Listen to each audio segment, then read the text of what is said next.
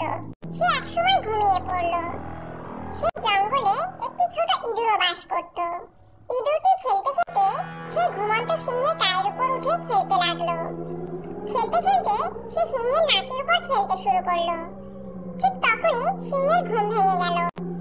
সিংহ তখন চোখ খুলে দেখলো একটি ছোট ইঁদুর তার নাকের উপর খেলা করছে। এই দেখে সিংহ ভীষণ রেগে গেল এবং খপ করে ইঁদুরটিকে ধরে ফেললো এবং সিংহটি ইঁদুরটিকে বলল, এই ছোট নেংটি ইঁদুর, তোর এত বড় সাহস, তুই আমার ঘুম ভেঙে দিলি, আজকে তোকে মেরেই ফেলবো।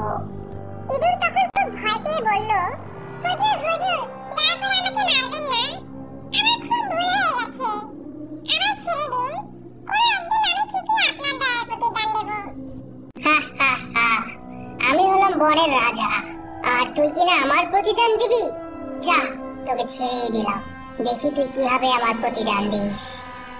এই বলে সিংহ ইঁদুরটিকে ছেড়ে দিল এবং ইঁদুরটি সেখান থেকে চলে গেল। এর কিছুদিন পরে সিংহটি একজন শিকারীর জালের মধ্যে আটকা পড়ল। সে তখন জীবন বাঁচানোর জন্য জোরে জোরে গর্জন করতে আরম্ভ করলো।